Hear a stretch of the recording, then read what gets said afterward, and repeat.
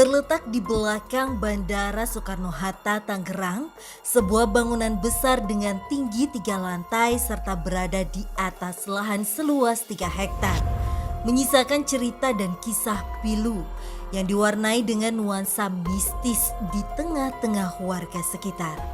Pasalnya bangunan yang aktif sejak tahun 2008 tersebut dulunya difungsikan sebagai tempat penampungan TKI atau yang biasa disebut tenaga kerja Indonesia yang baru saja pulang dari negara lain untuk bekerja. Ini gedung pelayanan pemulangan, jadi sebetulnya mah TKI yang nyampe sini nggak boleh ada yang nginep, harus pulang langsung. Ada seorang wanita lahir di dalam WC ya itu. Kayak suara ketawa gitu, kayak suara benda jatuh. Dengar sih karena ada kasus juga gitu. Di sini ini ada suatu makhluk yaitu ular. Ular juga itu nggak ada kepalanya atau buntutnya. Tak hanya mampu menampung 800 TKI sebagai hunian sementara, namun bangunan yang akhirnya dikosongkan dan terbengkalai sejak awal Oktober 2014 yang lalu memiliki kisah kelam dari para TKI yang mengalami hal pahit hingga depresi hingga berusaha merekam nyawa sendiri. Bahkan jauh sebelum gedung ini terbengkalai, desas-desus akan keberadaan sosok makhluk astral berbentuk perempuan berbaju merah kerap menampakkan diri ke para penjaga gedung maupun TKI yang harus bermalam di gedung ini. Tak heran, gedung yang sudah amat rawan rubuh ini menjadi spot incaran bagi mereka para pecinta konten mistis dan horor yang tak jarang membuat mereka harus merasakan keangkeran hingga fenomena kesurupan yang kerap terjadi. Karena di sini kan dekat dengan keramat Syekh Muhammad Bugor kan, itu keramat Syekh Muhammad Bugor di Cirebon.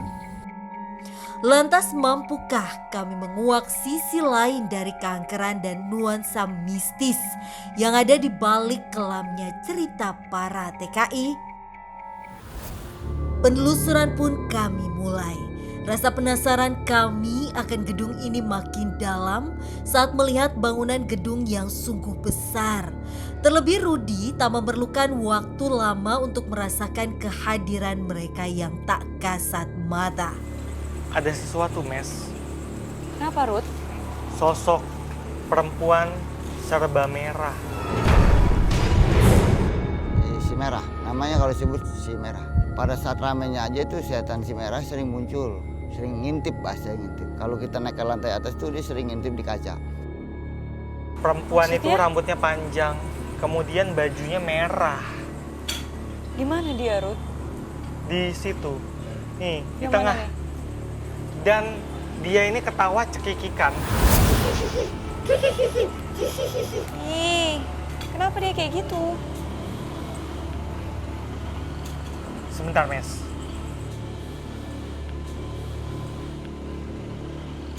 Semakin mendekat ke dia, auranya tuh semakin pilu.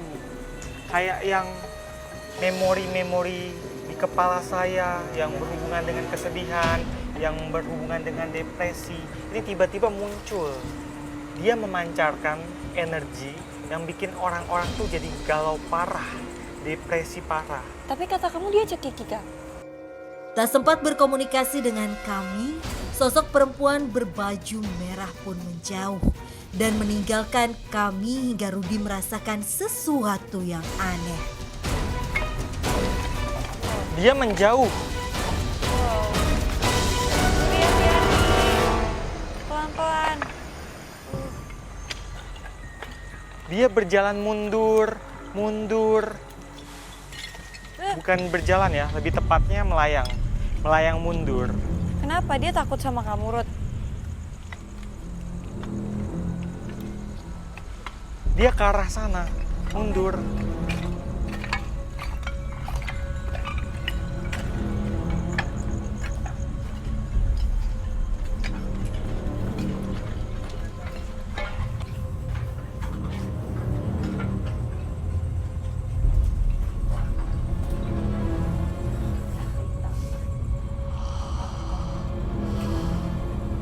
Ruth, apa yang kamu rasain, Ruth?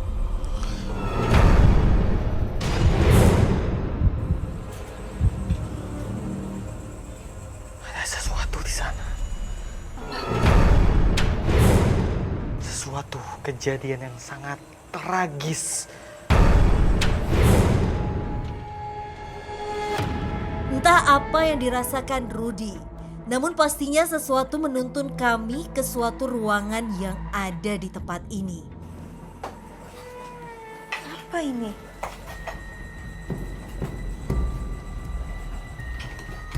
Tempat apa ini? Ini toilet. Ini kamar mandi. Apa ini, Ruth? Kenapa kamu ngajak aku ke sini?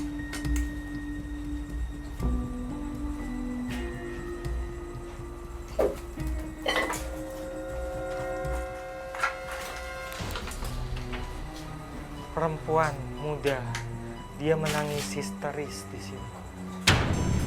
Kenapa dia menangis histeris?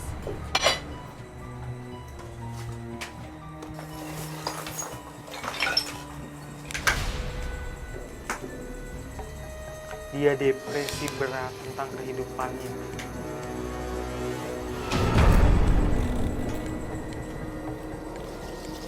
Apa maksudnya? Dia bunuh diri pakai ini.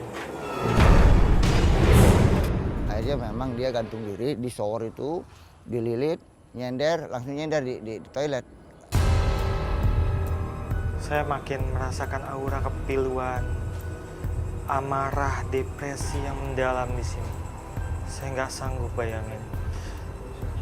Perempuan itu menanggung derita.